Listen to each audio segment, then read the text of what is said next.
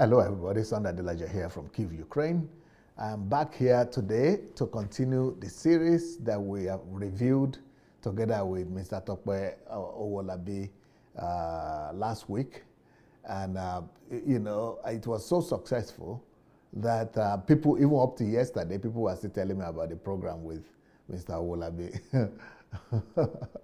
So he must have said some things that resounds with Nigerians.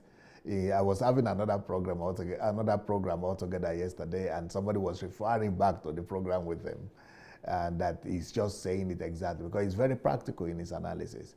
So in the teaching, in the series, which is the thinking series, I mainly gave a lot of principles, but he knows how to apply those principles to the going-ons in Nigeria, either it's political or it's family or it is societal or, just everything is able to apply those truths.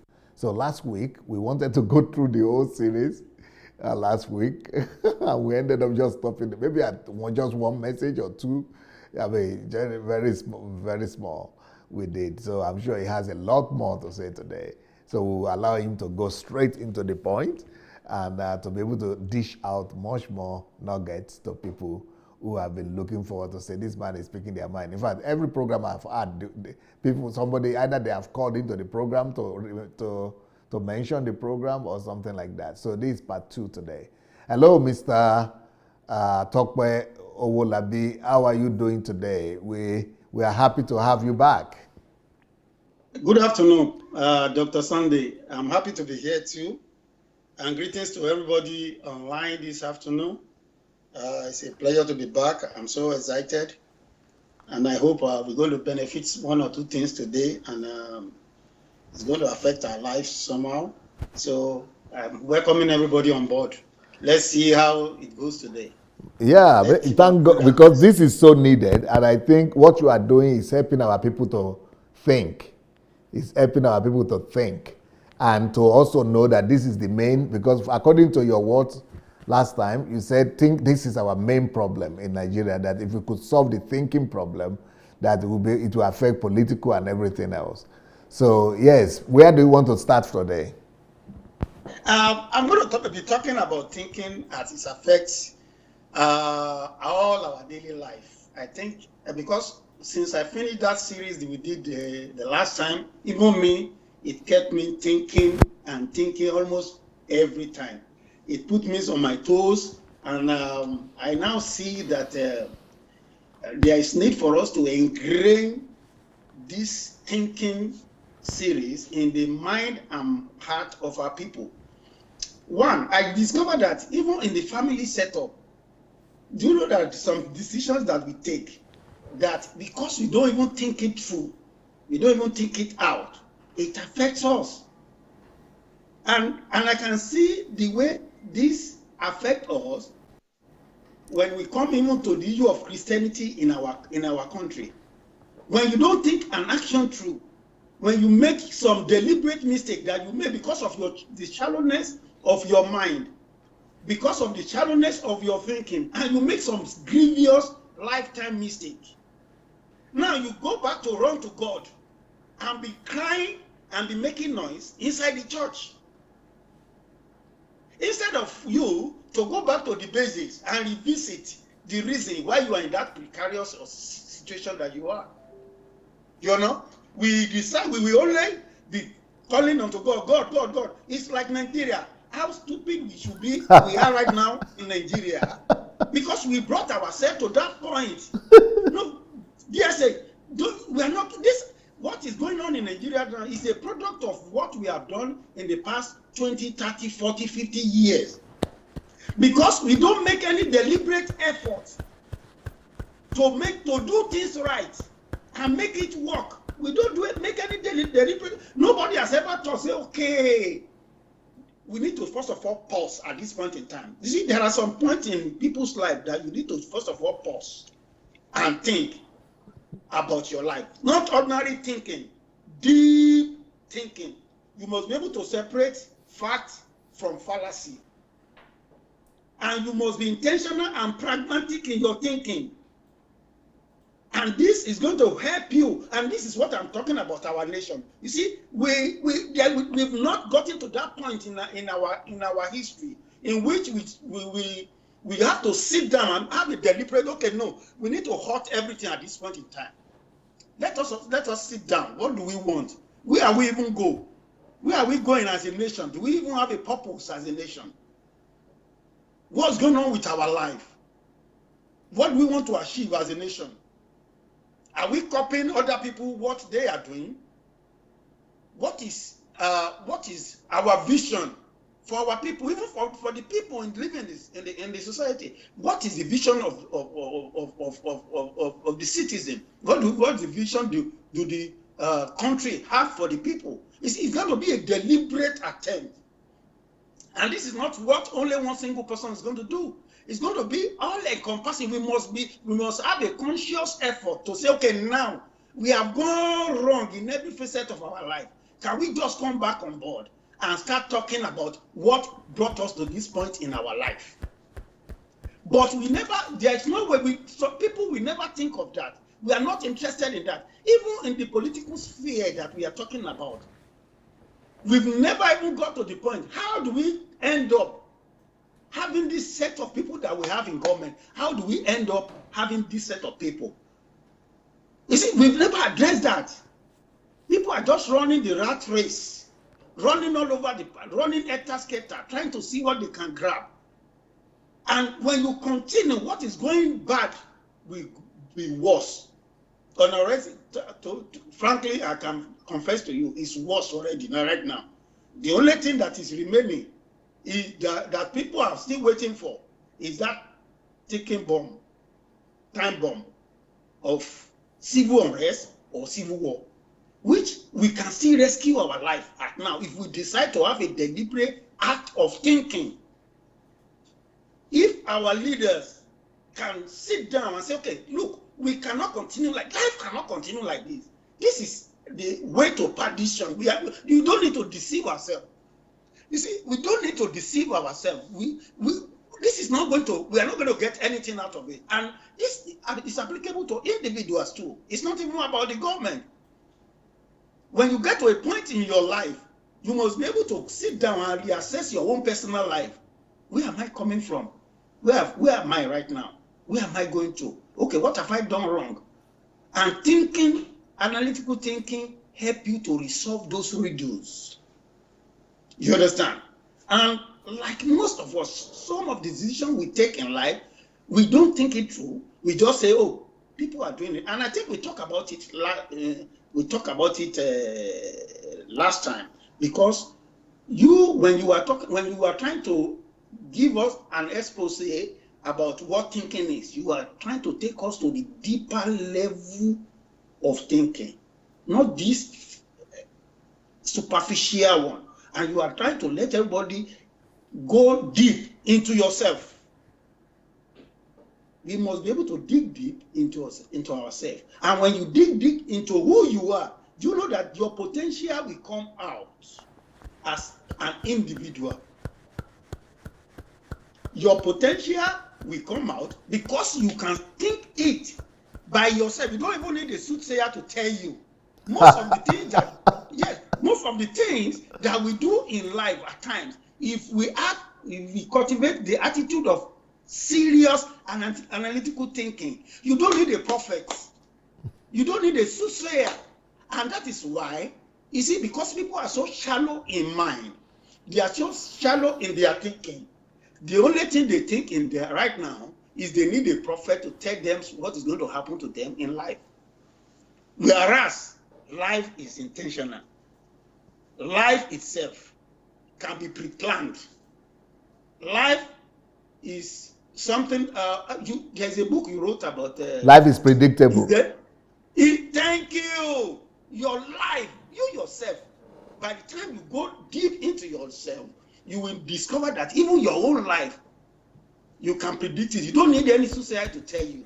You don't need anybody to tell you tomorrow is going to be better or it's not going to be better. You are going to become this or you are not going to become anything. You can make a deliberate effort to think deep.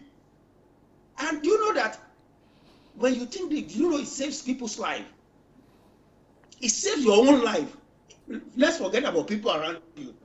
It saves your own life. And we're going to get, maybe we'll have the opportunity of getting to that point.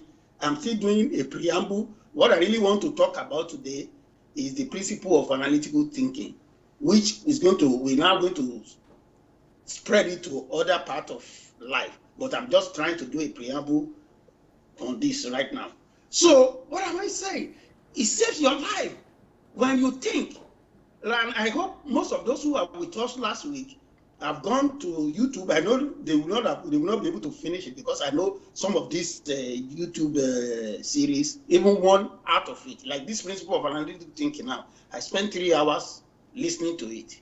So that means you must be very patient for you to be able to even grasp anything from it. You will be able to understand what, and if you have to listen to it 2, 3, 4 times, that means it's going to take you maybe the whole week to even listen to a single message, so that you can get the essence of that message and how you can apply it to your life. What about when people complain that they don't have time to listen to a 3 hours message? Well, because that is our thinking level, and I think it's affecting me too. No, seriously. Because they have time for other things, like for Nollywood and other things. Yeah, it's because we don't take, Pastor Sunday, seriously, I'm not going to blame anybody.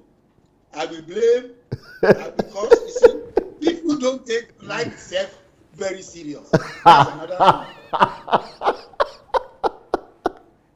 No, people don't take life serious the way it's supposed to be taken serious, because all these things is a conscious effort. If you want to be good academically, I want you to understand from this perspective. If you want to be good academically, you will know that you put in more effort than an average student.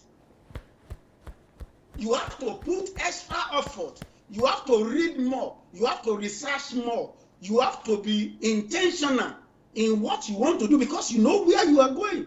And you can compare, I'm sorry to say it, a medical doctor with somebody who studies maybe English language in the university. They are two different, or history. I'm sorry, I'm not disparaging those who did that, but I'm talking about the depth. Even those who do even history and English language, if you are deep in your research, in your reading, in deliberate effort to spend more time to research, you will excel in that field. So excellence in any field. So let's put it this way: excellence in any field depends on your thinking, on the way you think, how deep you think. You understand? And that is why in life, it's applicable in life. To the extent at which you think is going to help you to save your own life, the way you even do whatever you do. You know, last week we talked about marriages, and that is so paramount to me, because a lot of marriages have been in disarray right now, because most of them are not thought through. It's just on fantasy, on family, on cultural basis, on situation, on circumstances, on where we find ourselves.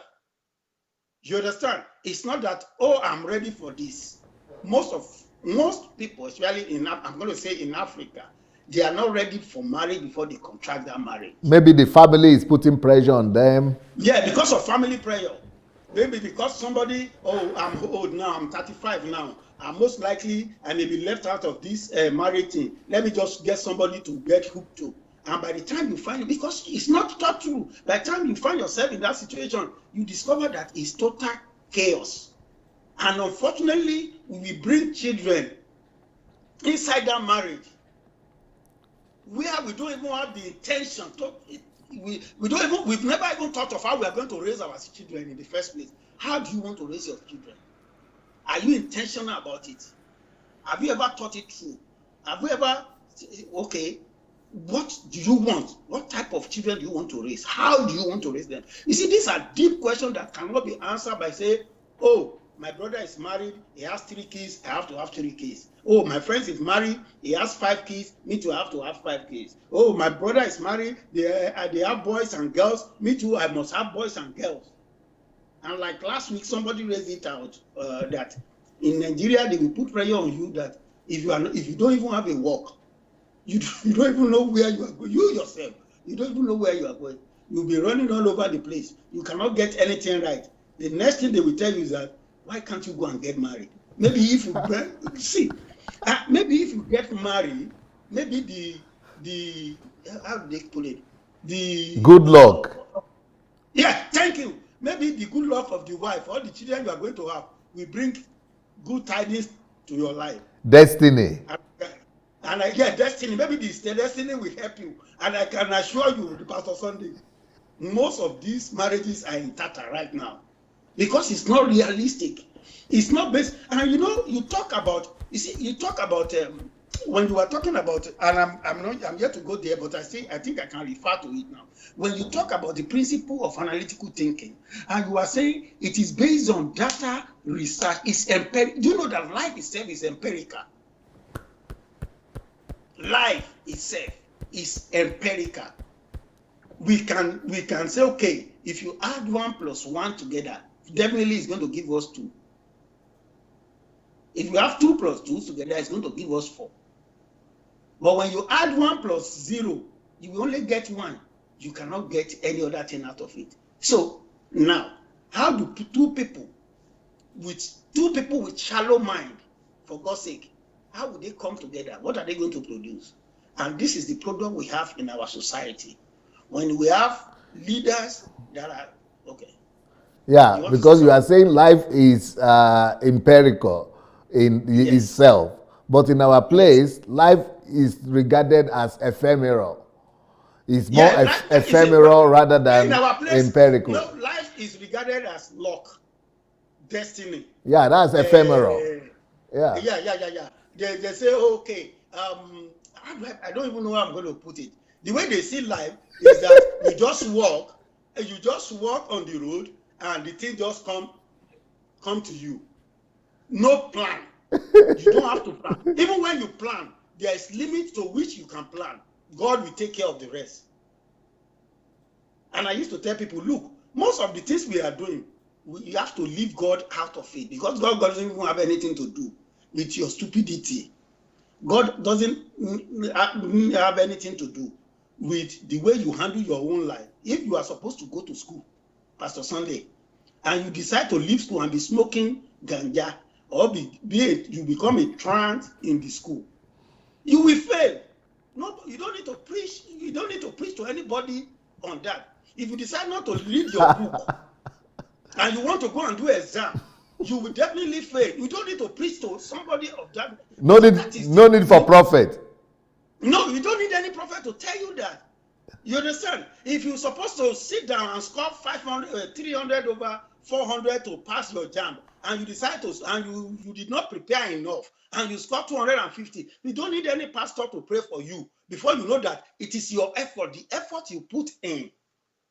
And that is why the thinking process is very, very, very important, because most of these things that we do in all our life, it has affected us. And until we decide to say, okay, no, here we go. This is where we are now. It is not helping anybody. What can I do? So people must make a deliberate effort to pause and ponder on their life and think, so that those mistakes that they've made over the years, the one that can be corrected, they can correct. Because even those who drop out of school, do you know that if they decide to think deep and say, okay, I think I need to improve my life for reason best, everybody has reason why it's going to school anyway. But if you think it's going to improve your life, why not check it out and try to relate? Even no matter how old you are, you can still make a deliberate effort to go back to school right now and bring something out of it. You can still decide to go for diploma. You can decide to improve in whatever way or form. And if you have been doing something before, you see, in Nigeria, people do business and they go bankrupt on their business.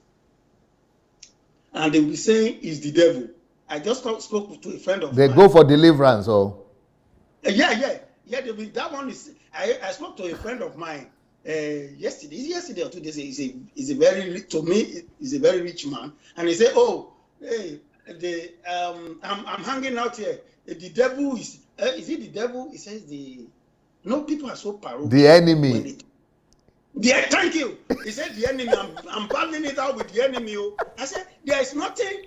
Forget about the enemy. Your country is bad.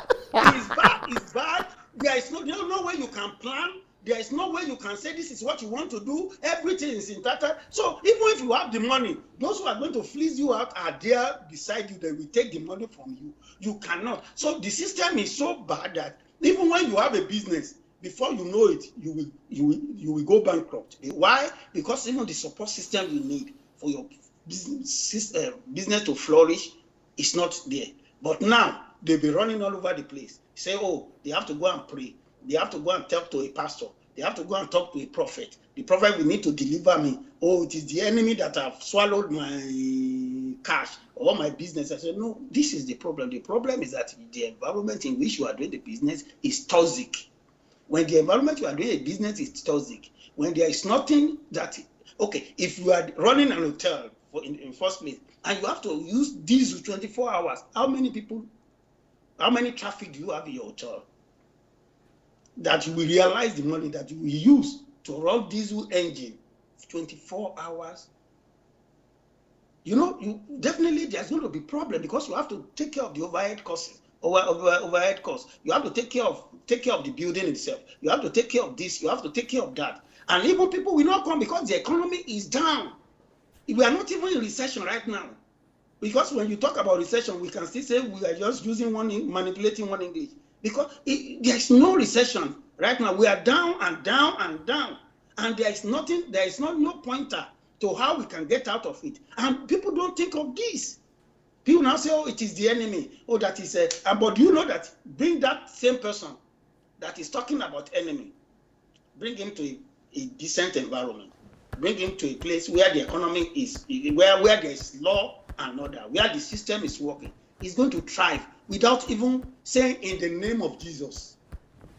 They will try, they will prosper, all those things that they want to do in life, that they thought is Jesus Christ. They have been praying to Jesus every day, night, and to even eat. When people have to fast 7 days because they want to eat for 3 days, do you know that happens? No. You think I'm joking?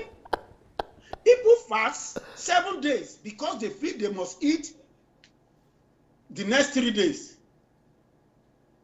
Well, that is the problem we have. This has corroded our mentality. We cannot even think straight. Most people cannot think straight. But you, Mr. Tokwe, how do you even live in your own house? Because with this burden you have and this understanding that you have about Nigeria problem and what is going on there, how do you live with your wife and your children? You'll be talking to them every day about Nigeria now.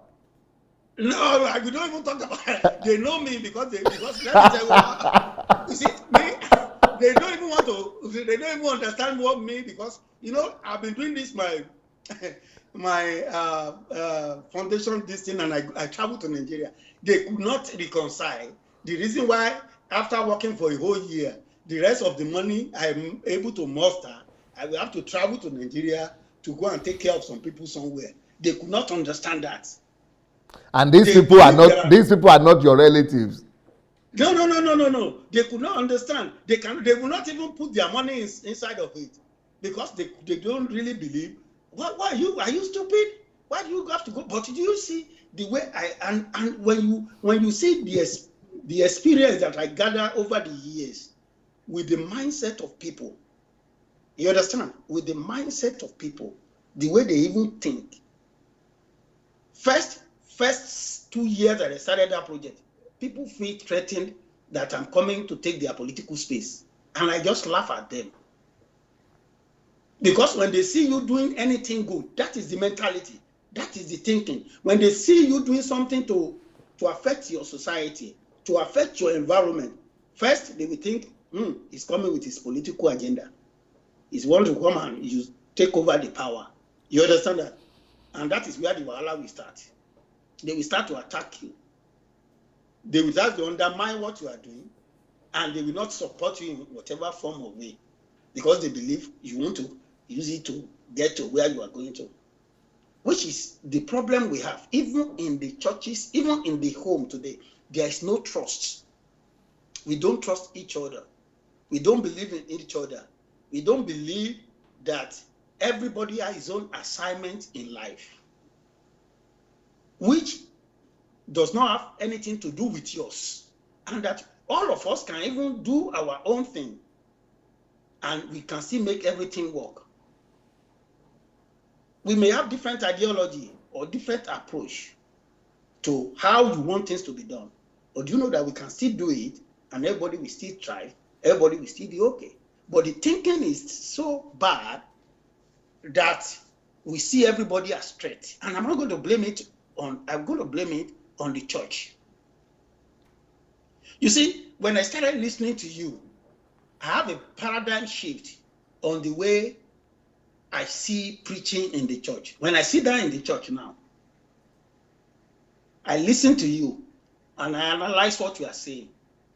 And the one that I think is okay there, I just take it. The one that I think is not okay, I discuss it. But before, what we do is we flow with the emotion and the crowd and the noise, and you want something to just come. You see, some people, they will be in the church, they'll be doing like this because they feel one spirit is coming.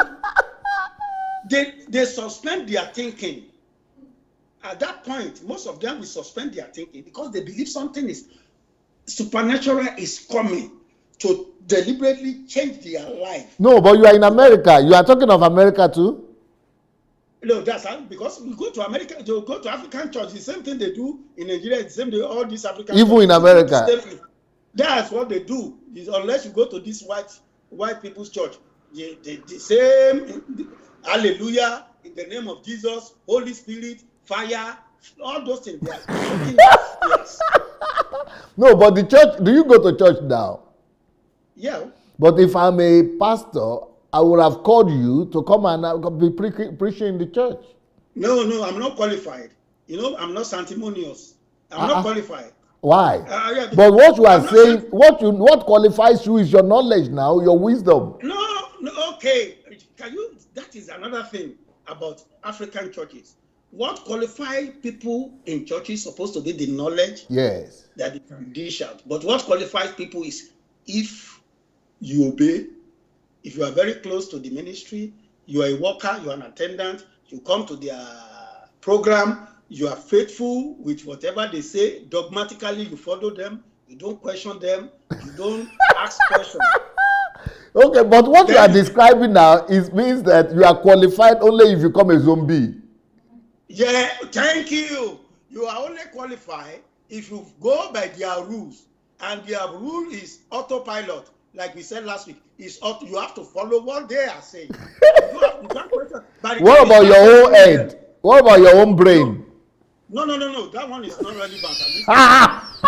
If you don't follow the doctrine, like if you go to church now and you disagree with them about tithe and offering, about tithe. There's no way they will all bring you to the pulpit for you to come and talk. Say, oh, you guys, there's no way. Even though I don't disagree, anybody that wants to pay tithe should go ahead and pay his tithe. Because you see, that is another thing. People's mind has been ingrained to a particular way of thinking that they find it difficult to come out of it. That is why when you are even telling them the truth, your truth become an alien to them.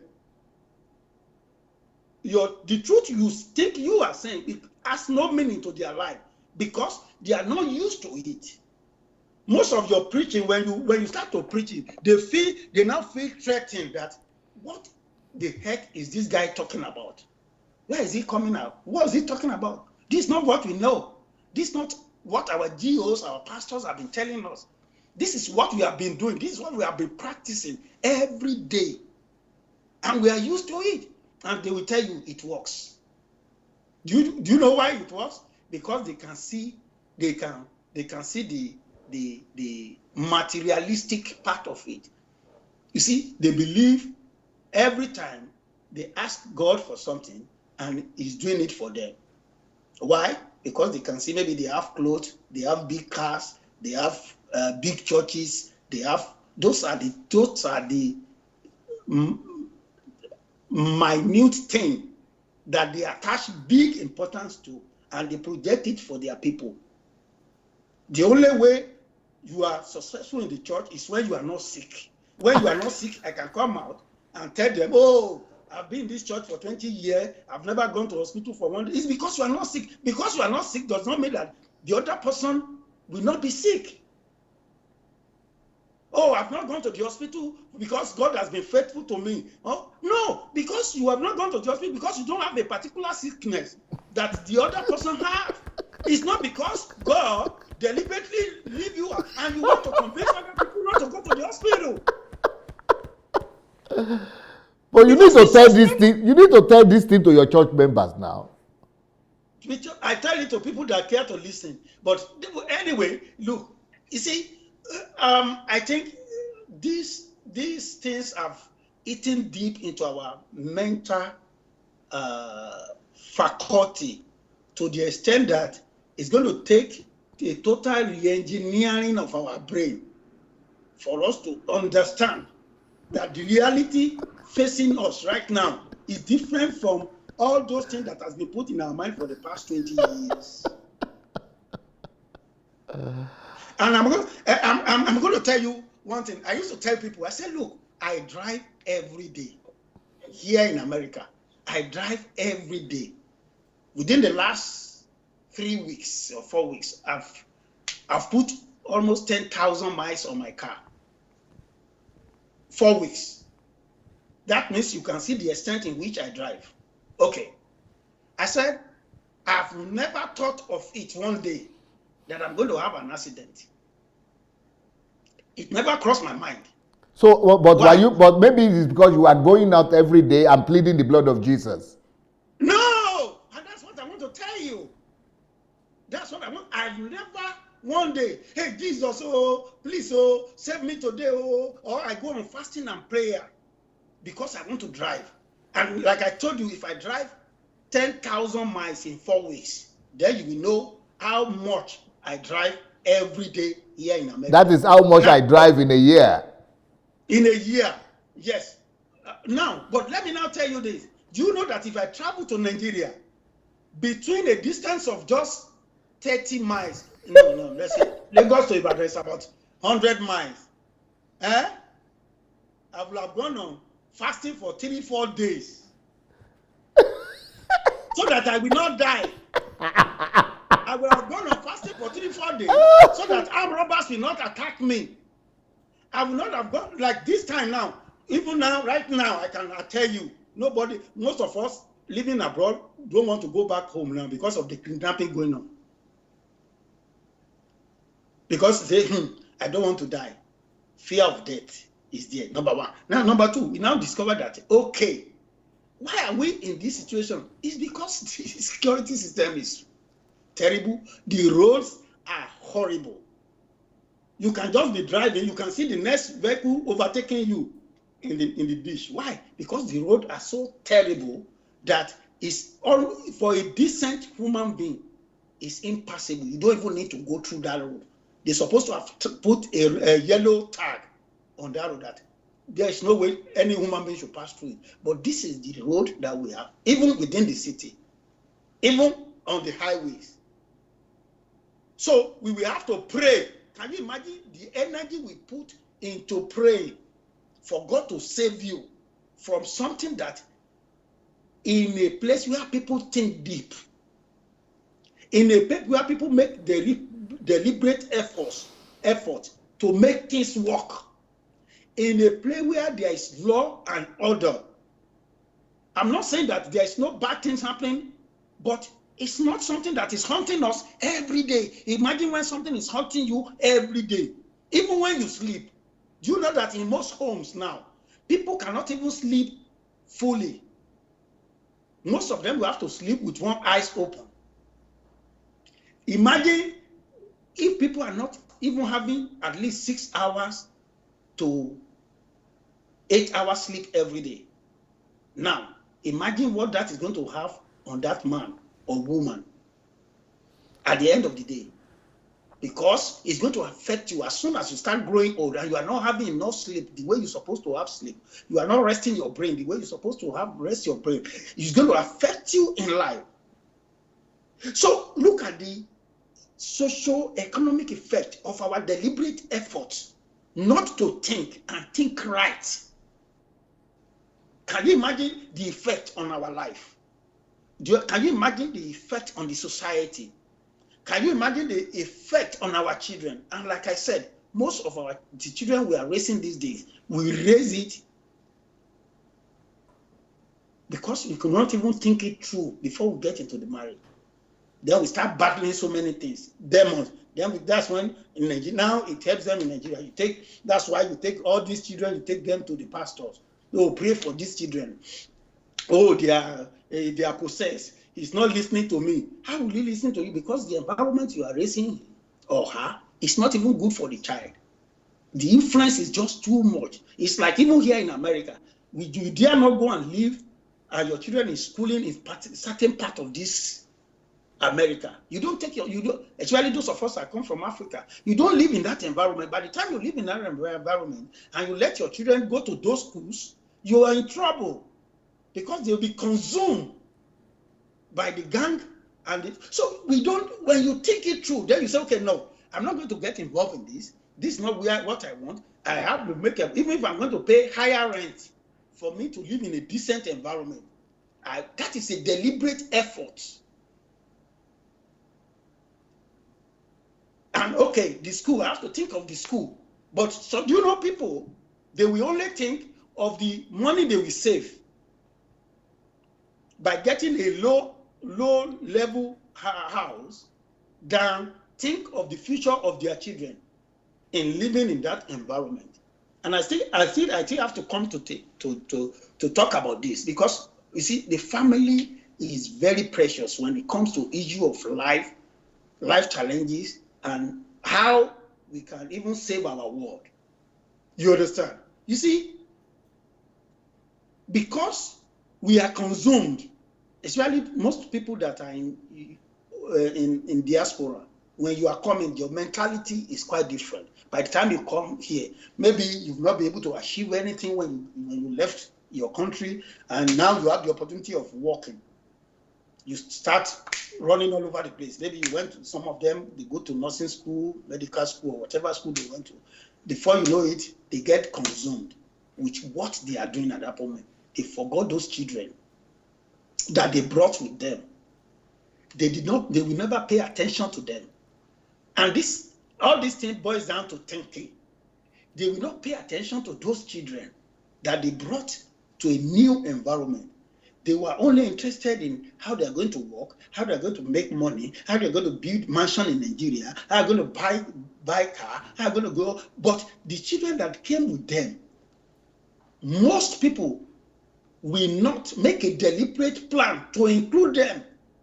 That's why you see somebody will work for 24 hours, 16 hours, 18 hours every day. How on earth do you survive living that type of life? Before you know it, those children will be abandoned. And I'm going to bring it back to pastors in Nigeria. Because they are consumed with, they say they are doing the work of God, work of God. They neglected their immediate family. We're supposed to be the template for them. Some of them are conscious of it.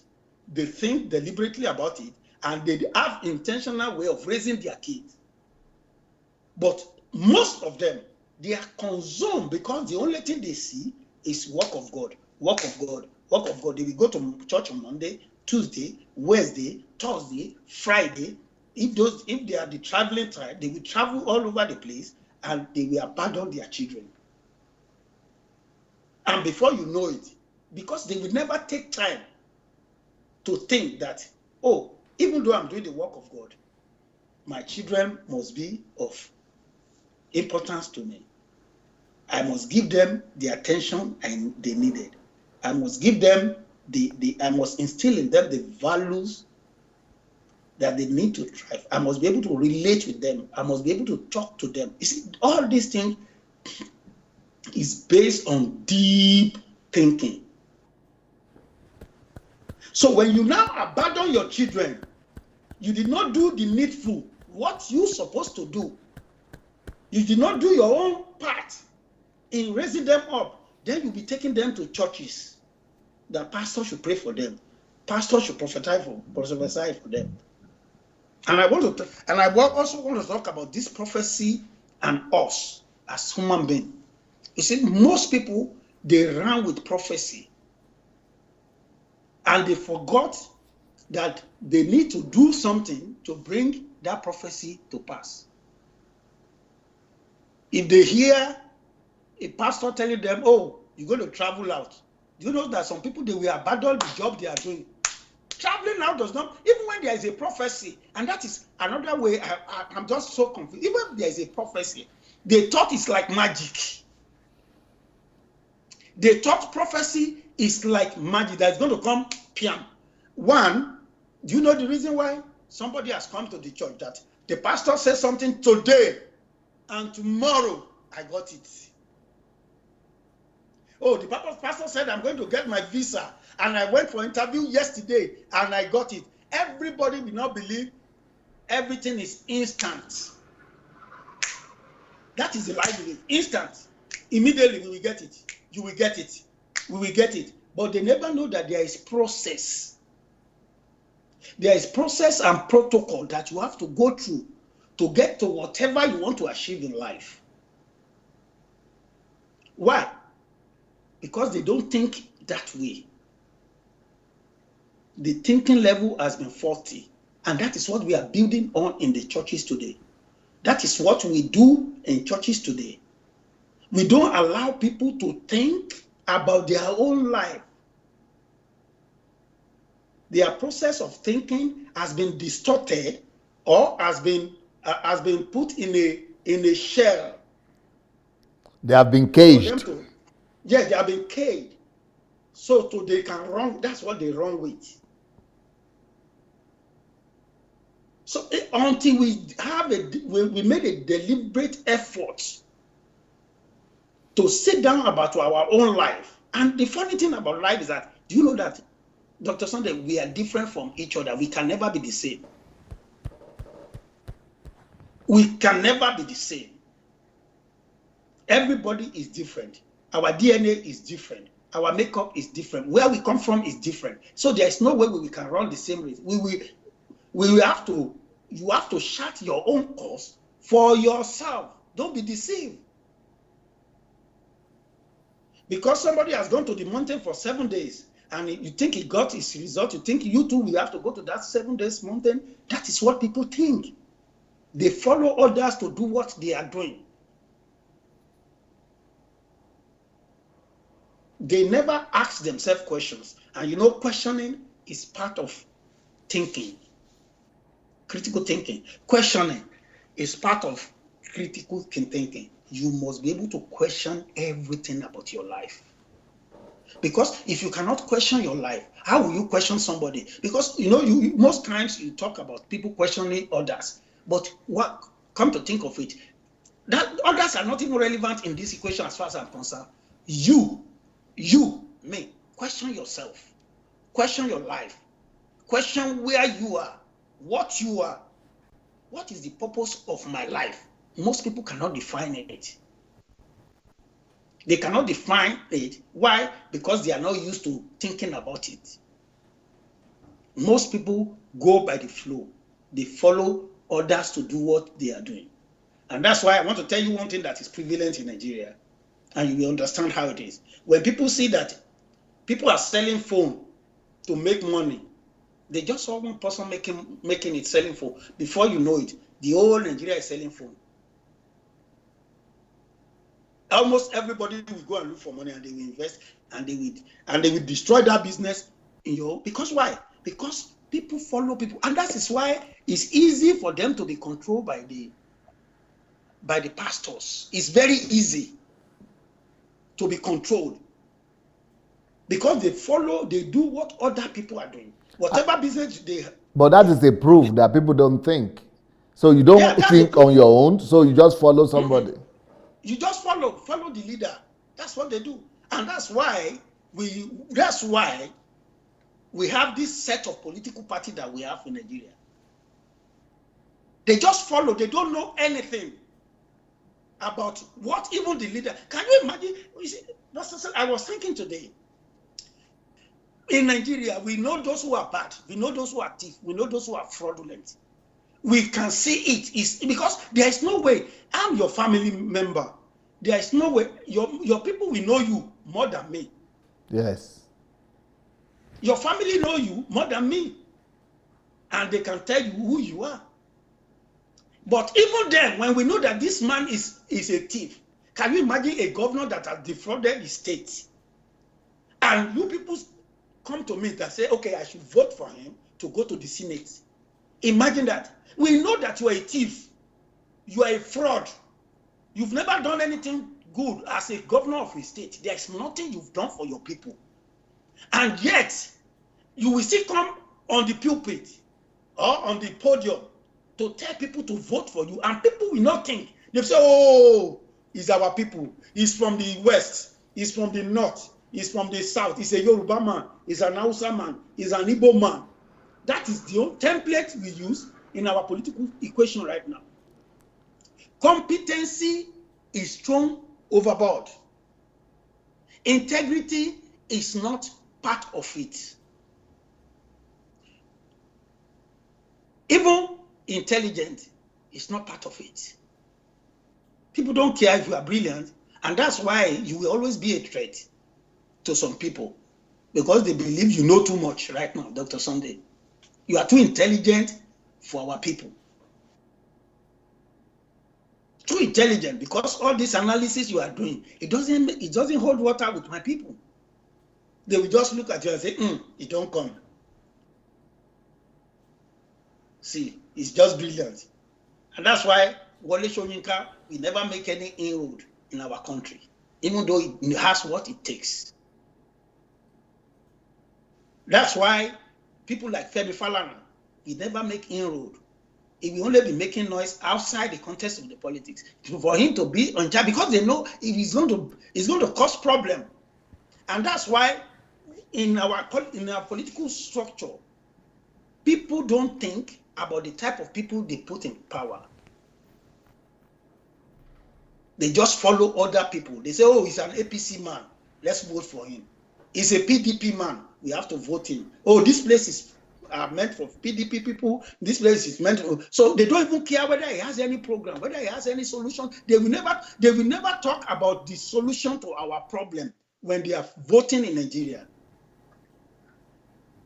Our leaders, because they don't think, I'm sorry to say, because they don't think, they will only put people that don't think like them in government, in power, in parastatals, as ministers, because they will only, people you will see around them are the follow set of people.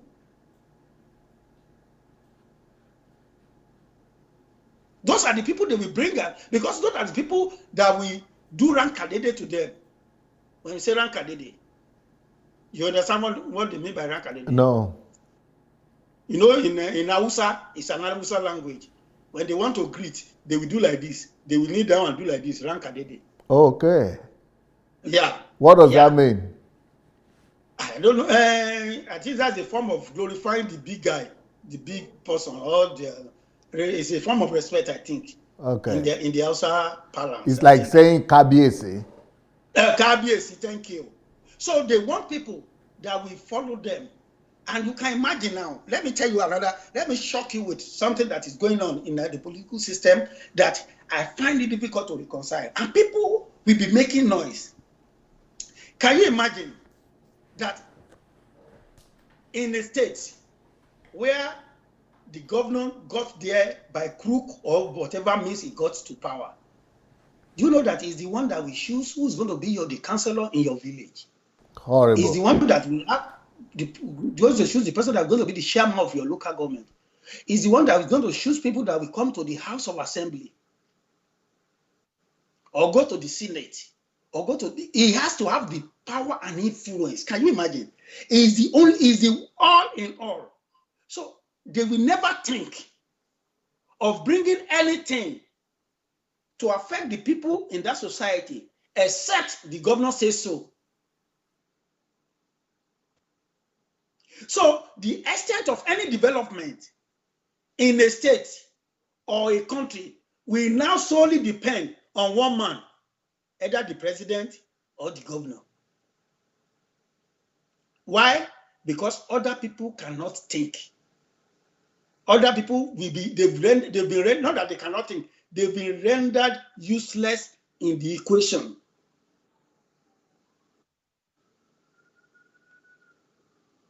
They've been rendered useless in the equation so that they cannot even say, okay, this is what we think we should do. This is how we think we should do it. Okay, Mr. Governor, sir, Your Excellency, sir, this is our plan. They don't have any plan of their own. But is it not the same thing that is happening in churches? Because when you go to a church, they tell you that you cannot have your own vision. But you know, I told you the other time, when it comes to this issue of church, I don't even want to talk about church because they are just a minute part of this. I'm talking about the larger society. The church will be consumed when the country is in bad shape. They'll be consumed. If there is civil war now, nobody is going to go to church. Pastor Sunday. Nobody will go to church, go to Somalia, go to Sudan. You will see everybody will be a refugee in their own country. The church is not relevant to me. The church is not to me. That is my own mindset. I don't know whether everybody agree with it or not. The church is not relevant. What is important is the larger society, because the larger society will dictate what is going to happen to the church. The church is the product of the society. So if people have been rendered useless politically in this so-called, and this is the problem we have with the church. The mindset we have in the church before, I just read in the news a couple of days that people, the pastors are saying, oh, people should start joining political something now, they shall be involved. But you've rendered them useless for the past 20, 30 years. You've told them they should not join politics. They should not be in politics. And that is why right now, in our politics, we have miscreant talks, fraudsters as the leader. Because the church is preaching to them every day. Don't join them. Don't get involved in politics. And when they see anybody that is going to politics, they single him out as an outcast in the church, because they believe they are thief there and they are going to be corrupt as soon as they are in the politics. But they don't know that they are the engineer in the political system. If they are properly given the necessary, not all this in the name of Jesus, not this hallelujah, not this all this making of noise, shout to 100 hallelujah in the church. No, that is not going to save us. It must be a deliberate, like you said, thinking is a deliberate action of indoctrinating people and indoctrinating them effectively. You know, people, and the funny thing is that, you know that if the church can change anyway, you know, if the church that can change, it can affect a lot of people at the same time because they have the platform. They even have the platform. To me, I believe they have the platform more than the government, because government will only come to your area when they want your vote. But the church is there 24/7. The mosques are there 24/7. They talk to people. They affect people's lives 24/7. I think if they have a deliberate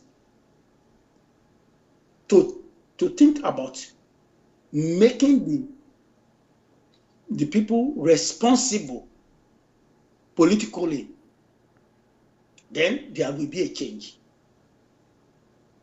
You understand? But like I said, people thinking has been suspended. They have been suspended, and because people thinking have been suspended, there is no innovation. There is no one single innovation. Can you imagine that? Like I was talking about politics. Can you imagine a governor going to the National Assembly? He brought the budget and he took a gavel and stamped it immediately. Nobody to deliberate on one single aspect of the government. That is how terrible we've gone to. Even those that are there now, they will only dance to the tune of what the governor wants to. There is no way they will make any changes because the governor brought them in.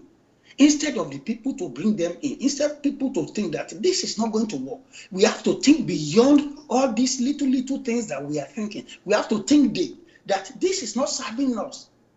These people are serving themselves, and they will continue to serve themselves Because they did not get there by your power, by the power of the people.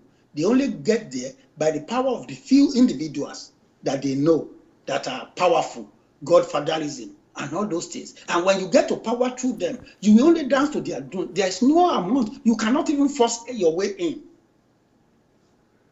You cannot even force your agenda.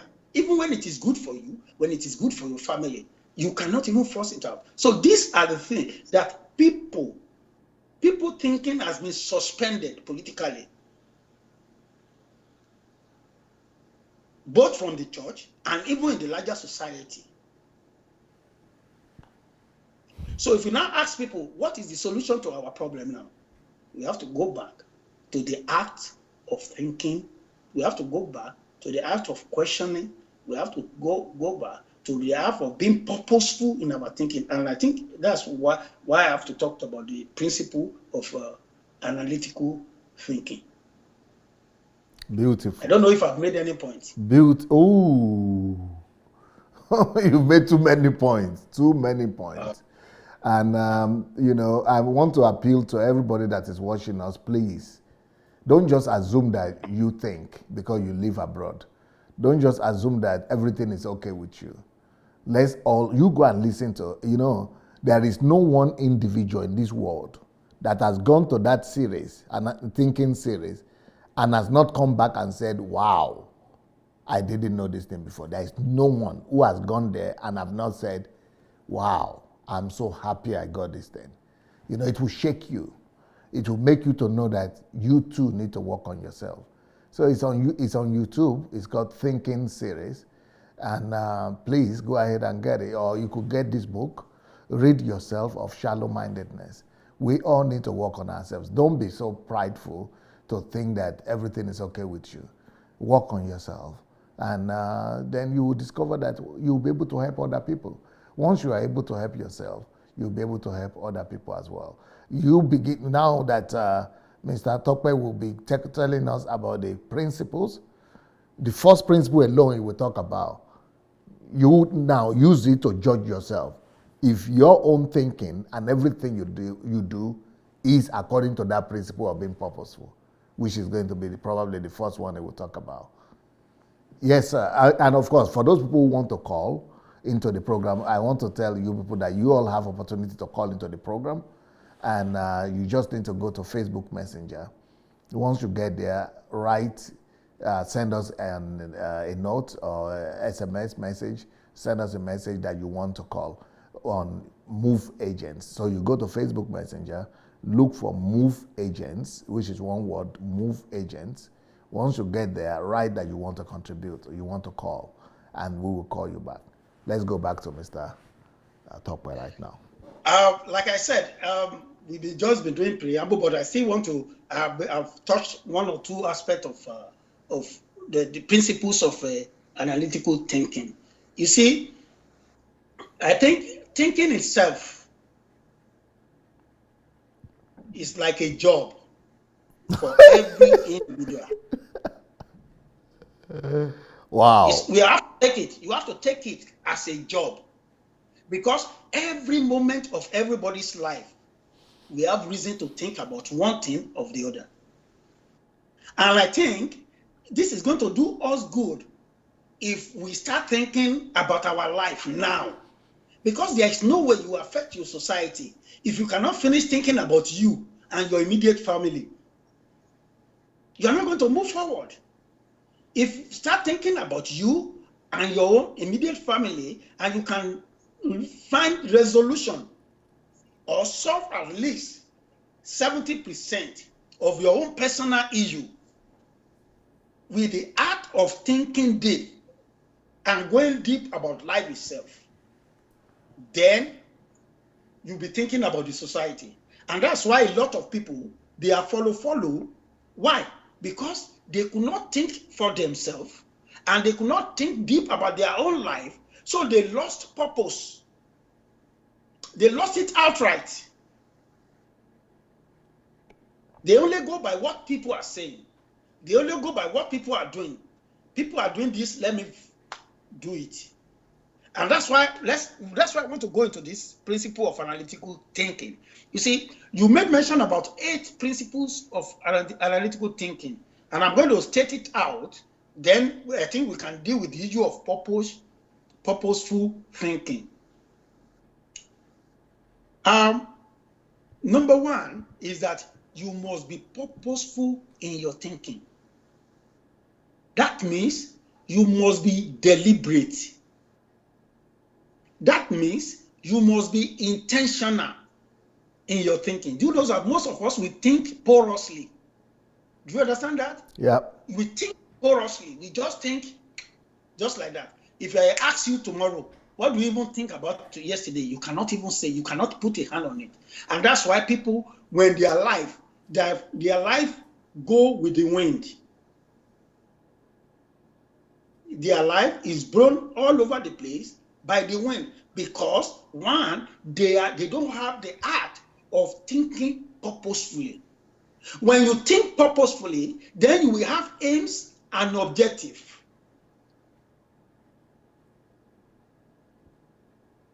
You will know the reason why you want to take a particular action. And you see, the purpose, when you have a purposeful thinking, I can tell you, do you know that in your relationship with people, it's going to affect you because you know what you want. Even when you want to do business, if you are not purposeful about it, you will be convinced to take another route. If anybody is even bringing any suggestion to your life, it's going to be to improve on what you already know, or to add value. And I'm going to talk about, you see, purposeful thinking is the same thing as valued thinking.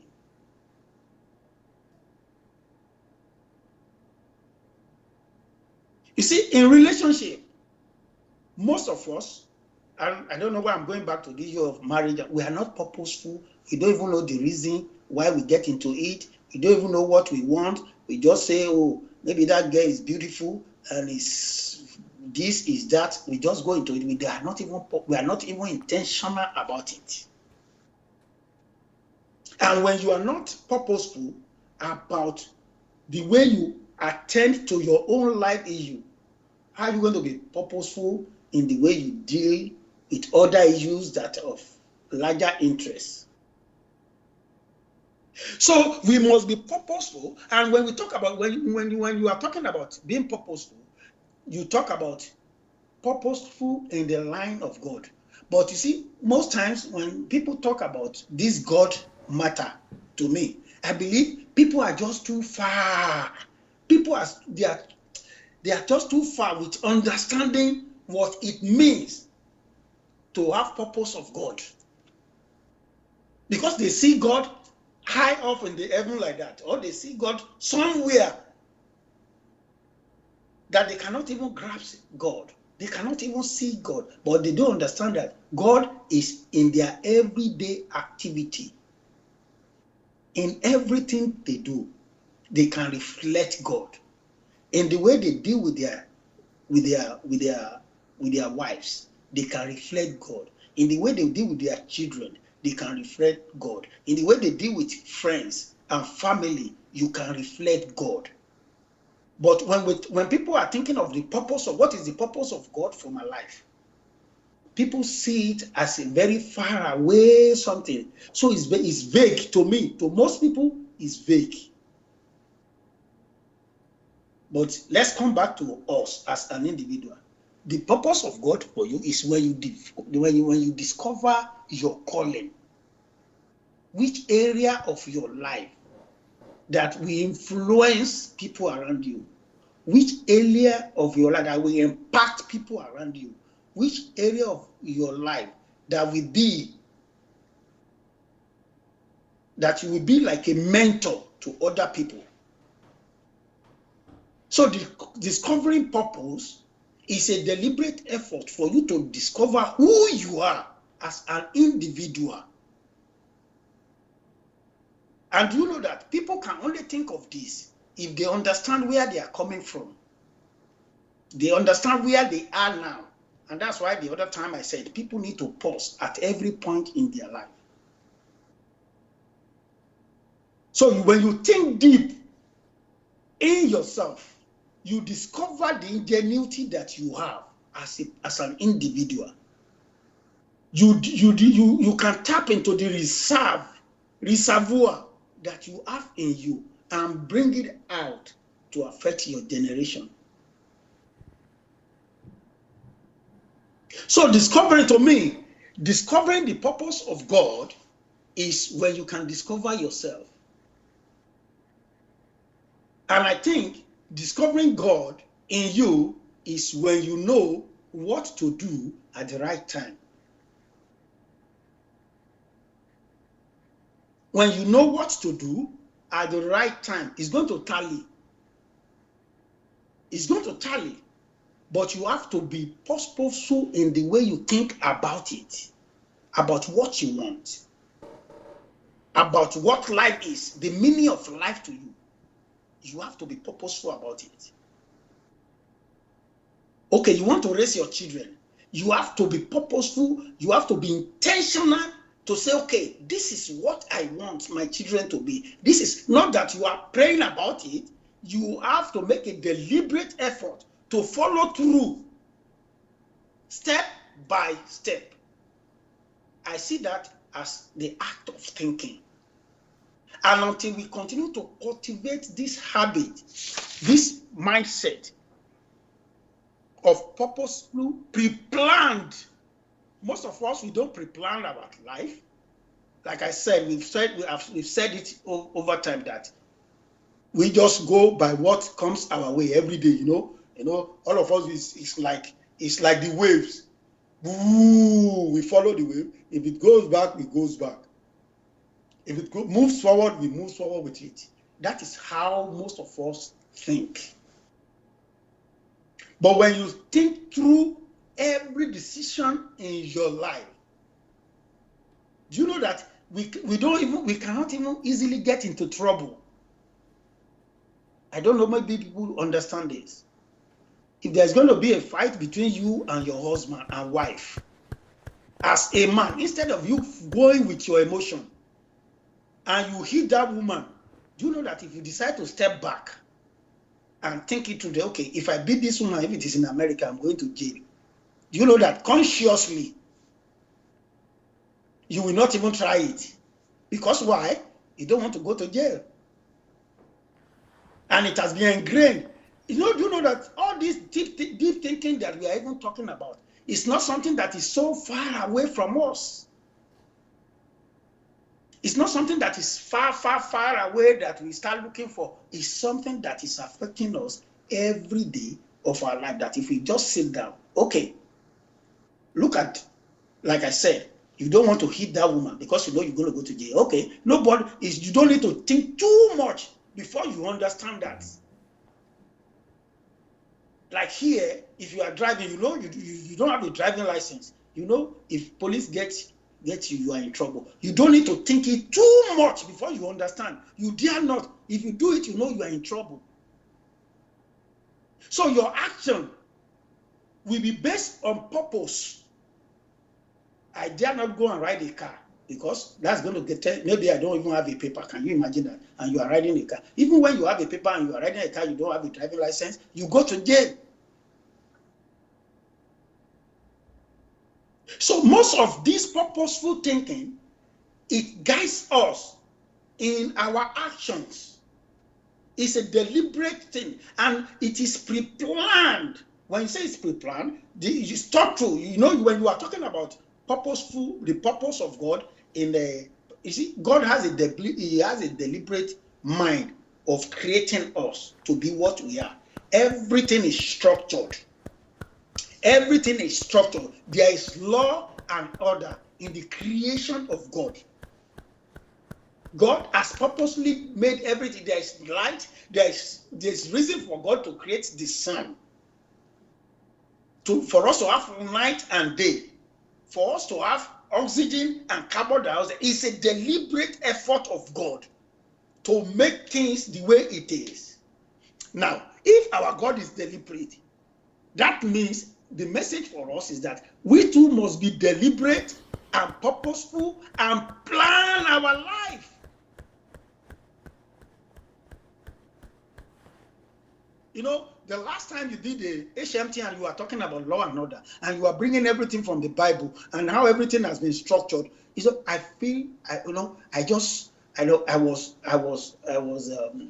was thieved because I could not believe that. Oh, so this is happening so this is still really true. It's in the Bible.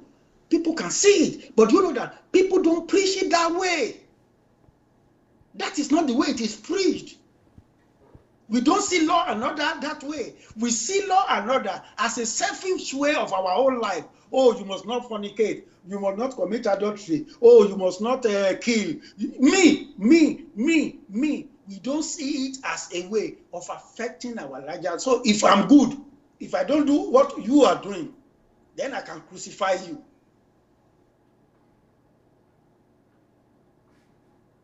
So purposeful thinking is pre-planned.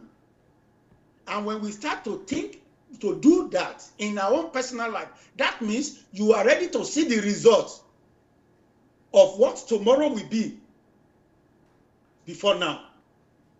You don't need any pastor to tell you that. You don't need any prophet to tell you that. You know, when I listen to your, do you know, when I listen to your series on, is it Workaholic? When you are talking that people must make deliberate effort to work hard. Yes. Working hard. Yes. Why you must become a workaholic. Why you should become a workaholic.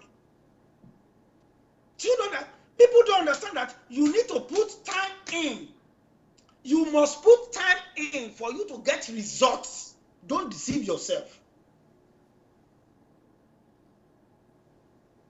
You have to put your time in. You have to do it deliberately. If you want to work 10 hours every day, if it is 5 hours every day, anything you are doing. And that's why the Bible says that whatever you are doing, you must do it good and right. No, but they have been told that they just need breakthrough, that for the pastor to pronounce. You see, that is our problem. That is our problem, because what we believe, most people, you see, those who believe, who really, and I want to tell you, not everybody in the church think like that. But you see, when you, not everybody is mature to dissect those messages that is coming out of the pulpit. And that's why we have fanatics. Fanatics are so ignorant and stupid that is whatever they are told to do, they will do it without questioning. They will never sit down on their own and say, okay, though our pastor said we should do this, but what is good for me? What is good for my immediate environment? Because what is going to work here, maybe it's different from what's going to work there. What is going to work with somebody with responsibility of 200 people may be different from something that's going to work with somebody that doesn't even have any responsibility at all. So when there is a mass message being preached, people must be able to go back and sit down and say, okay, which one is good for me? Which one is not good for me? Which one is going to be... You see, we must be able to think all these things through, in which we don't. We just generalize, we follow the pack, we follow the multitude, and we continue to live by the multitude. But when you are purposeful, it's a deliberate act of being intentional about what you want to do. Even your relationship with God, you have to be intentional with it. How you want to relate with God. You must be purposeful with it. You must be intentional. Okay, God, this is the way I see you. This is how I see you. And I'm going. This is what they say. This is what I've been hearing. This is what I read about. But what you must be able to discover God by yourself. Okay, I think that's the language I'm going to use. You must be able to discover God by yourself, within yourself. Then it's going to be easy for you to relate with God. So when we are intentional, when we are purposeful and we are intentional, we pre-plan our life, then we can get results easily. It's like somebody going to school if somebody is brilliant, and we know this guy is brilliant, and we can see when he gets home, he reads, he goes to the library, he never misses school, definitely we are going to get good, he or she is going to get a good grade. There's no two ways to it. That means he has, and that is where, that is where we have to be pragmatic in our thinking process too. We have to be pragmatic in our thinking process. Because when you are pragmatic, then you can see the reality staring you in the face. The reality of life itself. You can see it. You can see the blackboard. You can write and erase. You can outline. This is what I think is going to be okay for me. This is what is going to be okay. This is what's going to. When you are deliberately purposeful, you plan it. Okay, now, last week we talked about head. Last week we talked about the advantages of analytical thinking. And we were talking about, our heads. How, when you think deep, how it affects your life in terms of your health. Then I was now thinking about it. I said, look here, and you made mention of our lifestyle. If we don't have a deliberate effort to change our lifestyle, maybe the way we eat, what we eat, how we eat, you're going to have a serious crisis when it comes to your health. You don't need any prayer to help you with that. You don't need any pastor to help you with that. You have diabetes. You need to go back and revisit what you eat. What are the things I'm eating that is aggravating this sickness in me? Simple as ABCD. But if you are not thinking deep, you will think is one Baba somewhere that is doing juju to me, or somebody is doing something to me. No. You are doing yourself. If you need to do exercise, most of us, we don't do exercise in Africa. I'm sorry to say that. At least. Because maybe we are overwhelmed with what we are passing through.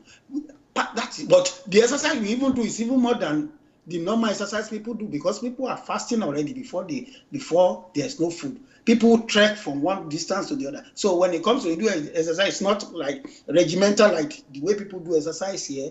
When they do it either in the morning or in the afternoon, we are doing it already. So don't let us go there. But if there are some things that you need to do, you just need to do. If you need to sleep to bring your head to normal, you don't need anybody to preach to you about it. It's just about you taking a daily, being intentional, being purposeful about your own life. If the sickness you have requires drug, you don't need to be going to church every day because you are sick. If there's money, if there's the doctor to attend to you, go and visit your doctor. These are the critical way of thinking about our life that will help us to navigate. So, but if we are not intentional about this, we are only interested in, God is going to do it. God will do it. And I think that is why we are where we are right now as a nation. We've been told that it's only God that will do it. We've been told that we just need to pray. Pray, pray, pray.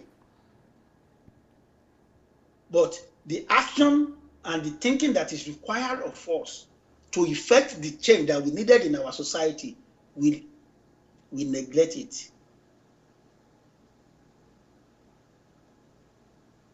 Wow. So thinking, the act of thinking must be purposeful to achieve results. Purposeful to get to a goal that you are setting for yourself. Not what other people are setting for you. When you are purposeful, your thought will not be suspended no matter what. When you think purposefully, your thought will never, everything. And when you are talking to the people, when I was listening to this series, and some guys were reacting, and they were talking about this issue of the Jews, how they are different from the Christian, because they said they ask questions. They ask questions, and the thing is this: if you are not purposeful, you will not ask questions. And you will not ask any question. Out of the 8 things that you mentioned here, if you cannot take care of the purposeful thinking, then others will not even have any meaning to you. Because you'll not be able to ask anybody questions. You'll not be able to query anybody. You're not able to query yourself. I think I've mentioned it. If you cannot ask yourself questions, how are you going to even improve your life? If you have issues with your wife at home, first of all, sit yourself down and ask yourself the critical question about life, about your relationship with people, about how you handle people, how you talk to people, how you react to events. And you know, when you are talking about the advantage of analytical thinking, you said people that think deeply, people that are purposeful thinking too, they listen to people, they listen to others, and they don't just react spontaneously. They listen to help them to give the right answer or the right solution, but some people don't listen. You don't listen to them, you don't hear people out. And I think I made mention of it in our last discussion. I said the problem we are having as a society, as a country right now, is because they don't listen to each other. They don't listen. And because they don't listen to each other, there's fight almost at every point in time. There's always fight. They don't even, you see, when they don't listen, they respond spontaneously the way people that are talking to them. And that's when, now I can tell you for free, propaganda is the order of the day in our country. The truth is not coming in. And you know that people believe more in propaganda than the real truth. Why? Because they don't think. That's why when I come to the United States, you will see what we have right now in the government. Deliberately, people are spilling out wrong information to people. And you know that we have set. It's like a cult. Some people, they just believe, they take it in, bim. And that's all. Don't tell them anything. They are not ready to listen. It's not, that is how people's brain has been suspended. Somebody is doing something that is wrong. It's wrong. Everybody can say it. We don't need any soothsayer to tell us that what this guy is doing is wrong. But you know that some people, no matter what you tell them, and that's why when some GOs are misbehaving, when some pastors are being misbehaving, there is nothing you can tell all those their followers. And I find it difficult to comprehend why you cannot even see that what these people are saying, are doing, because they are not purposeful in their mind. To them, they think they are, maybe because they build a house, because they have children, because they can wear good clothes, because they are very good in their job that they are doing, they are successful. That is their own template of human being. But I can tell you for free that most people has been turned to animals. They are biomass, as you say it. We cannot reason things out. And until we decide to be purposeful thinking in our society to make headway is going to be very, very difficult. A purposeful thinker is a purposeful life. And you know that if you are deliberate in the way you reason things out, in the way you tackle issues, in the way you think out things, Do you know that you will see the truth? The truth will be staring you in the face now. You don't need, nobody's going to cajole you again. Nobody's going to tell lies or mesmerize you with lies. Do you know that when you are purposeful too in your thinking, is even when somebody is even telling you the truth, then you can be able to differentiate between small truth and big truth. Then you can know the one that you will go for. Some truth may be half truth. There are lies, there are half truth, and there are real truth. If you are a purposeful thinker, you will be able to differentiate between those three things and say, okay, now I think this is the one that is right, and this is one that is going with what I wanted, or what is the universal truth. So purposeful thinking help to be pre-planned. And you know that when you are purposeful in your thinking, you get details. Details. It's going to be well detailed. Why? Because one, you'll be able to, that's why people write things, that's why we have blueprints. When you want to do anything, you have your blueprint. And before you can have a blueprint, you have to write it down, black and white. That is going to sketch out the details before you even get to actual doing the projects. So when you are purposeful, you have details of whatever. Even when your life, the totality of your life can be sketched out, either in your heart or somewhere, and you know this is the roadmap to what I want to achieve. Whatever is coming along the way will not distract you. Why? Because you are intentional in what you want to do. You plan what you want to do. And we have the details outlined, engraved in your heart.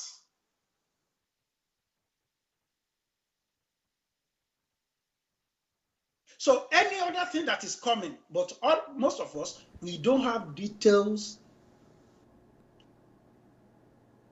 in our thinking process that is going to give us the blueprint that we need to navigate any issue. So that is when anything that comes along the way, we follow them. You follow. Because one, you don't even have the template with you already. Either about your life, either about your marriage, about your children, about your work, either your work, because you don't have a template, either about what you even want to, whatever you intentionally want to do in life, you don't even have the details with you. So you are only blown by what you come across. And that's why people miss it. We so much miss. That's why people take wrong steps, wrong decisions, because they don't even have the details of what. And that's why before somebody can join any political party, I think it's all off to understand that party, what they stand for, some people they don't, especially in my country, they don't even know anything about those parties. They only know that my brother is in this party, I want to follow them. They don't even know what they plan for their immediate environment. Even this ruga of a thing that people are talking about, most people don't even have the information. And the information that they have is distorted. And that is what they run with. They don't have the details.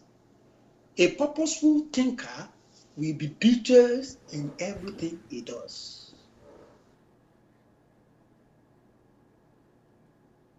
And when you do this, it's going to give you, one thing about purposeful thinking is going to give you a clear thinking. You can think clear.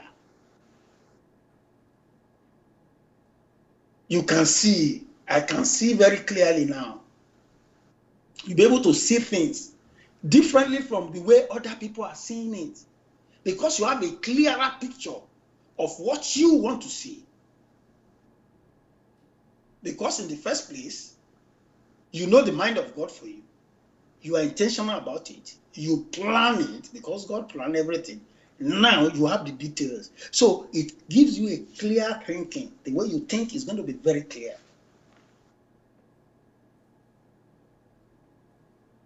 And because you can do that, because you are purposeful in your thinking, it helps you to set goals.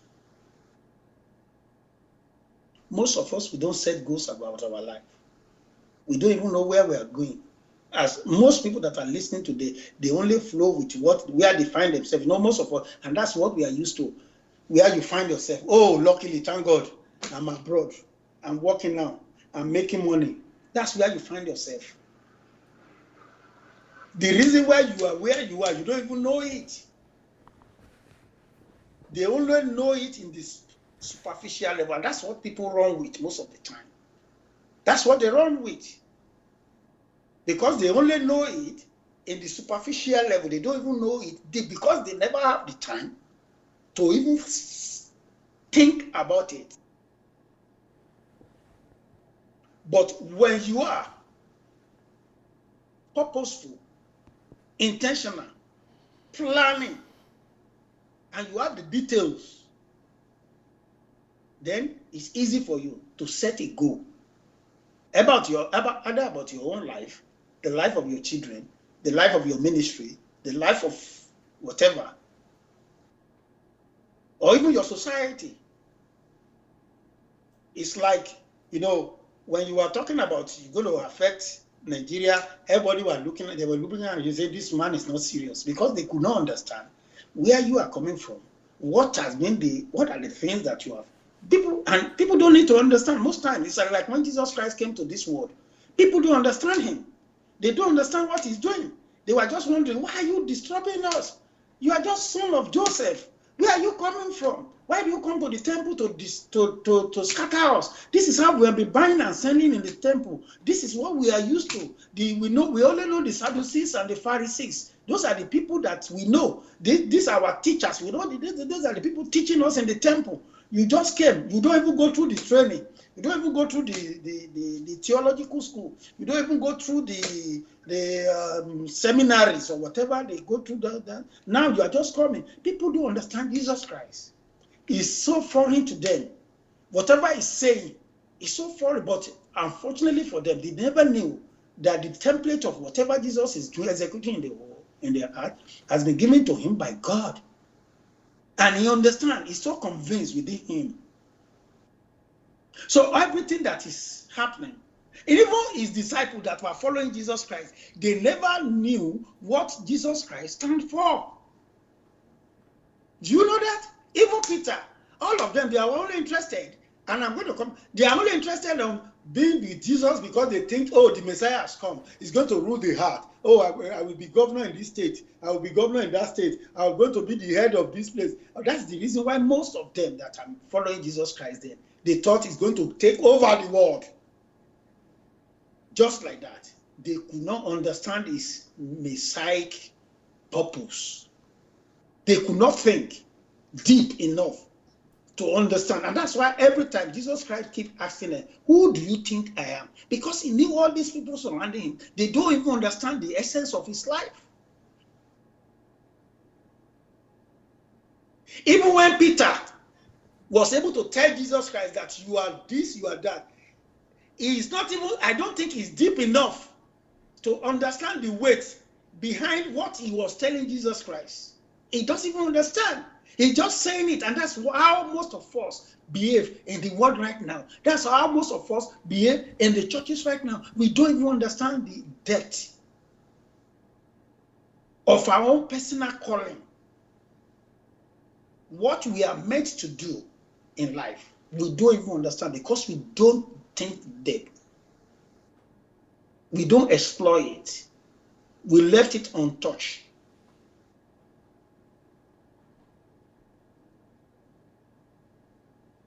So we just merry-go-round in the same cycle for a long time. And I want to tell you, when you are purposeful in your thinking, you know that it's easy for you to move forward. That breakthrough that you pray for every day, you will see breakthrough like Kim.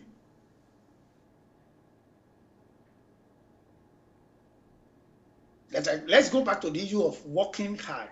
You see, before, in my country, working hard is the order of the day. I can remember when our parents we were growing up, the people in the civil service, they work hard.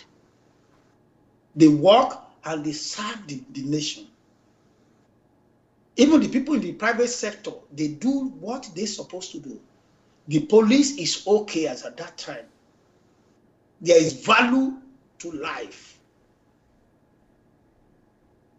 But because we've taken things that are ephemeral, that are superficial, above the real fundamentals of our nation, that's why all these things are eroded. And we could find ourselves in the state in which we are today. Why? Because people that are taking over the years, they took over purposeless vision, way of life. The understanding of the meaning of working hard for even the state deliberately left out those who have served them. And right now, they are suffering. Those who intentionally served the people, the government, served the people, they could not even get their salary, they could not even get their pension. Some of them have died. Some of them are wallowing in poverty. Some of them have not been paid. Even those who are working right now, can you imagine if somebody is not paid 1 year salary, 2 year salary, 6 months salary? What do you think is going to become? That is what because one, whatever we have been doing over the year, there is no purpose in it. We have not been deliberate, intentional to make any change that is going to affect our society. We've not been intentional. We've not planned anything. We sow wide wind and we are reaping it right now.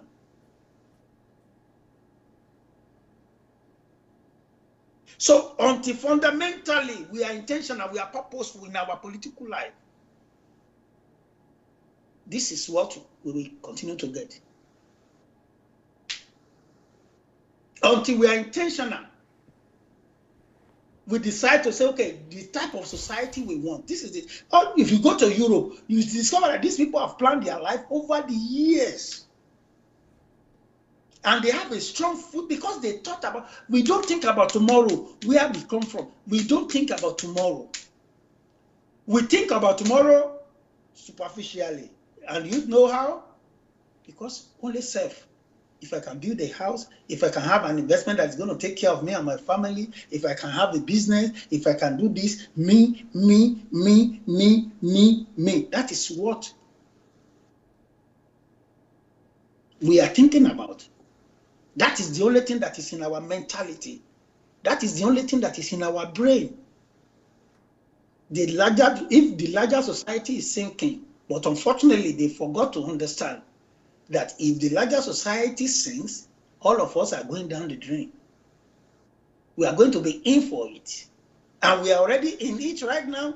We just pray that, when I talk about this prayer, I pray for that somebody is going to rescue or no.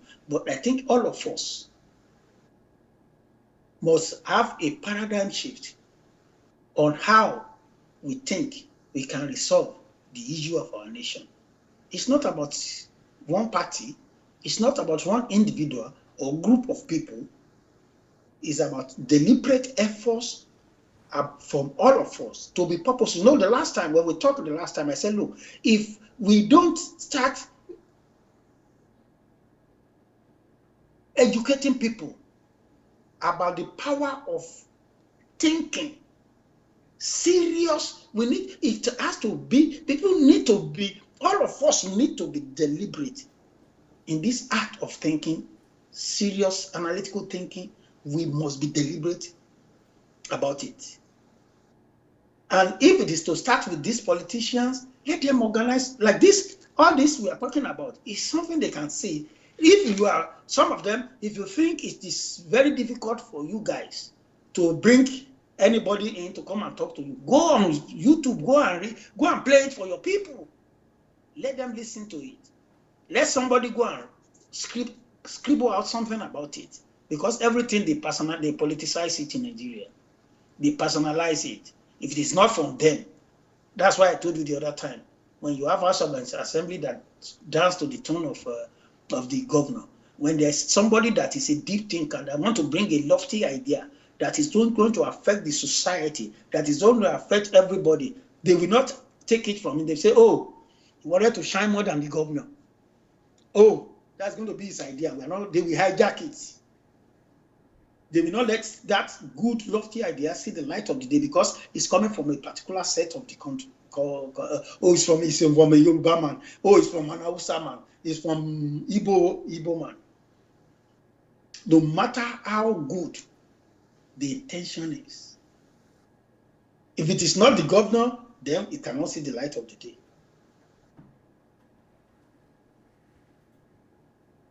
So the act of purposeful thinking, I'm going to round up now,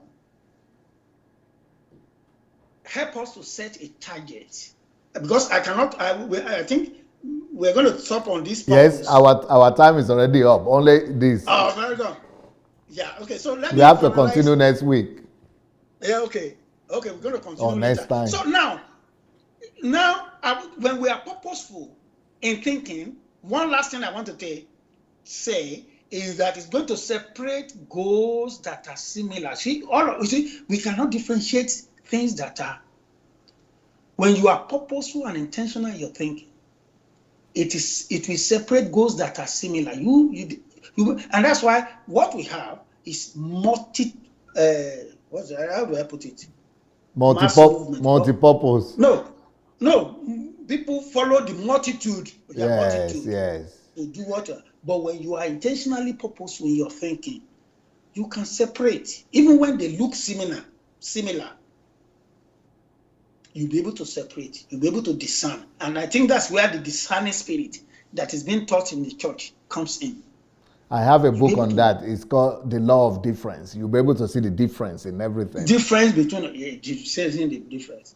So, I think that's where I'm going to rest my case as far as purpose thinking. Though, and I think, you see, let me just rerun because I don't want, so that people can go. You can go back. You see, the principle of analytical thinking. I only talk about purpose right now. Another thing is questioning. We've not even don't mention them. Let them go and listen themselves. Or next week we'll continue. Okay, I think we can do that. I think we should call in for callers. If anybody wants to call to the program right now, you can go to Facebook Messenger, look for Move Agents. Go to Facebook Messenger, look for Move Agents. And when you get there, send us a message that you'd like to call. Meanwhile, I want to tell you about this book, The Secret of Fruitfulness. If you want to live a fruitful life, this is the book that you want to get. And then the second book that we have today is the book that you've been saying all along, Rid Yourself of Shallow-Mindedness. This is about analytical thinking. Rid yourself of shallow-mindedness and create solution. Become the solution to your world. That's what this book is about. It will help you to be able to put on your brain and to learn how to think and develop your brain. And I also spoke right now about the law of difference. Can you show us the book? The law of difference is what Mr. Tope just said, that when you are purposeful, you'll be able to see the difference between concrete goals and concrete things and the general things. You'll be able to see the difference between where you are going and where the multitude is going. The law of difference. I have a book like that. It's called The Law of Difference. It will be a great blessing to everybody. But then the series itself is on YouTube. This is the the thinking series. Just go to YouTube and look for thinking series. You'll be able to find it there. Just go put Sunday Adelaja thinking series, and you'll be able to learn. Learn a lot from. So maybe before next week, even if you're not going to finish everything, at least you could, start with the introductory part and then get to where we are, so that by the next time we continue on the next law of analytical thinking, then you'll be able to understand exactly what we're talking about. Yeah, this is the book, The Law of Difference. This is the book, The Law of Difference, and it will really help you to differentiate between similarities, between things that look similar but that are really different. You'll be able to see the difference in everything in life. So you'll not just be thinking generally, but you'll be able to see the difference. Okay, we don't have any caller right now. Okay, so before we go, Mr. Tope, because we have spent 2 hours. Wow, Yeah, I can't believe it. You will not believe it, because it was like 5 minutes. So Yeah. what will you say to our people who are listening to us before you go? Well, like I said, the art of thinking is a job on its own.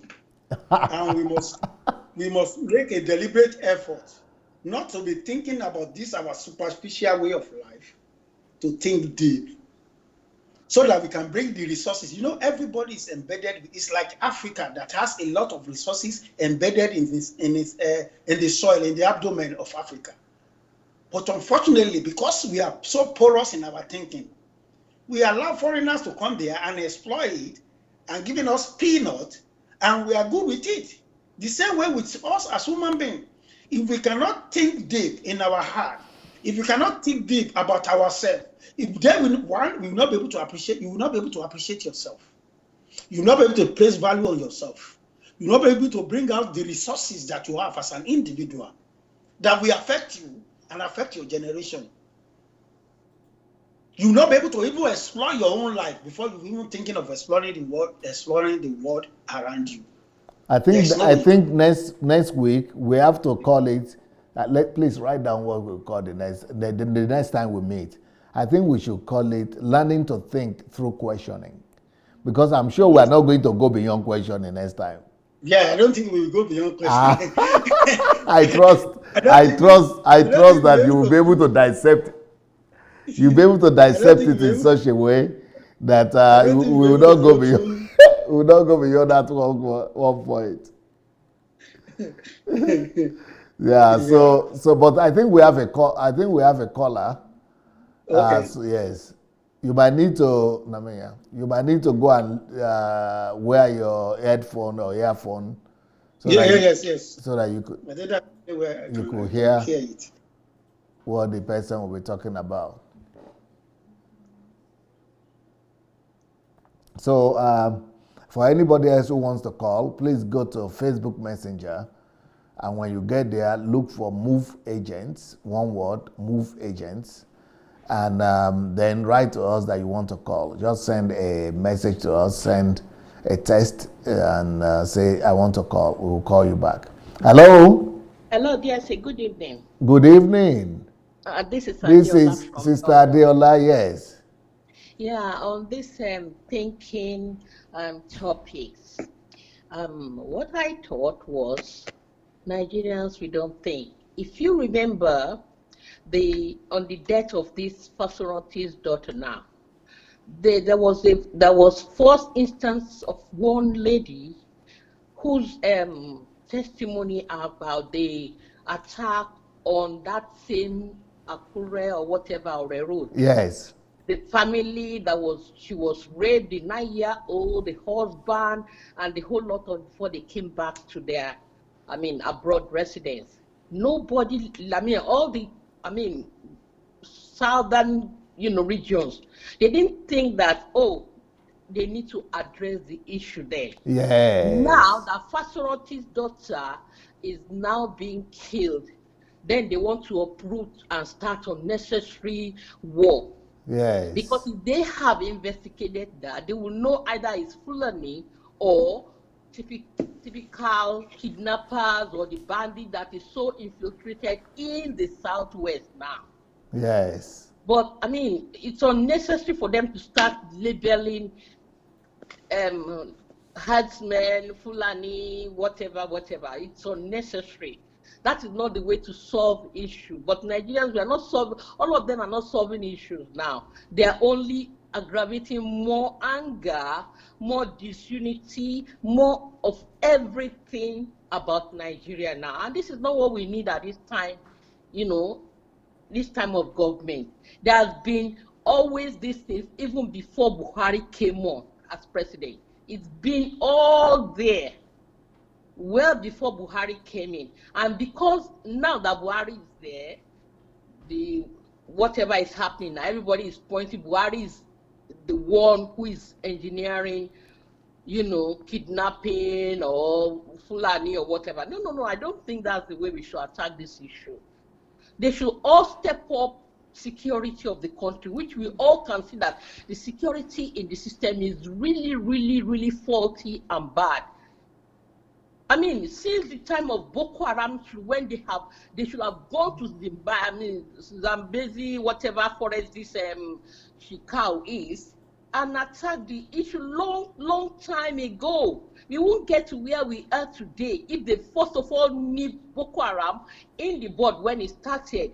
But now, Obasanjo came out. And all these things have been happening before Buhari came on the scene at all. We did not we don't always address issue when it comes up. We all sweep it under the carpet, and then when the bad one really starts hitting everybody, that's when they start. You know what? Since I take note that it's getting worse, I usually go to Boko to listen to Biliakoni, but I just said no, I'm not going if Nigerian roads are no more safe anymore, because on our way from Abuja to Boko, which is about 5 hours drive, there are so many roadblocks all the time.